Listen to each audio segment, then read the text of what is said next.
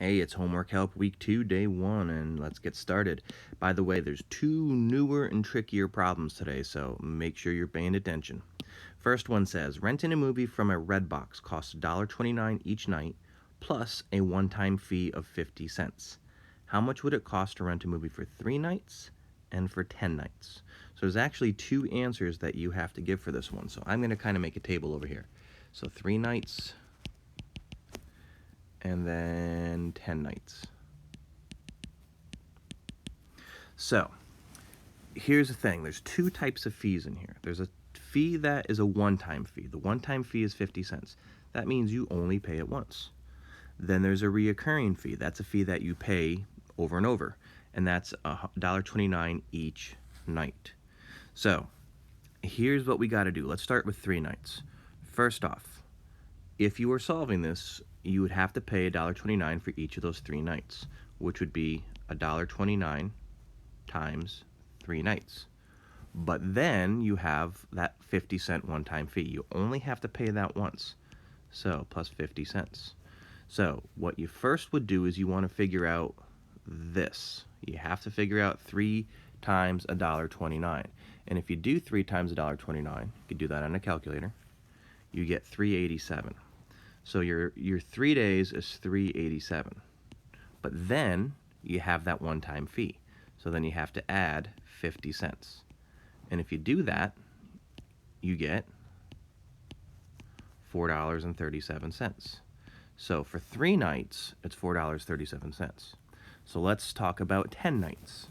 Now, it's going to be similar, except it's $1.29 times 10 nights. Now, you could do that on a calculator, but I'm actually going to use the trick. I know if you move your decimal once to the right, it's the same as multiplying by 10. So you'd get 12.9, add your 0.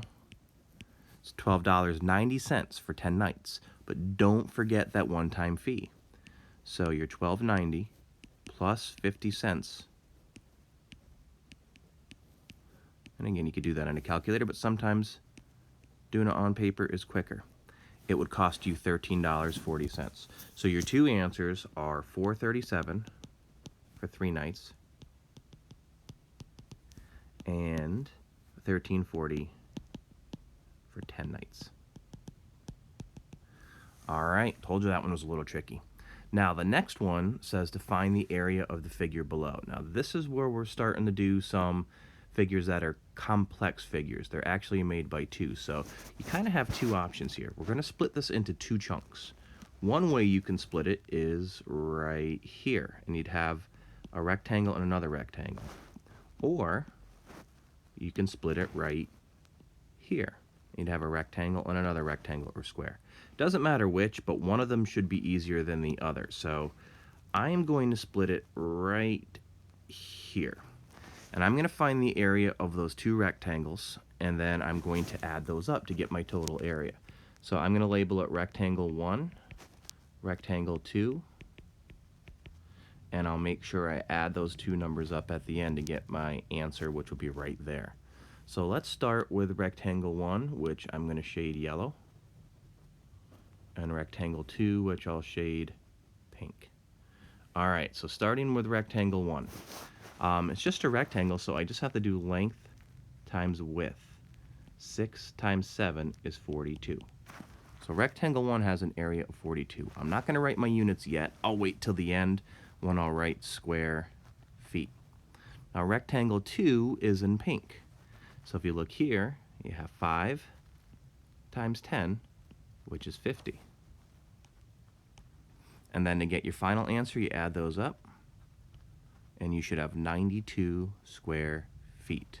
By the way, breaking a figure down into smaller shapes is called decomposing.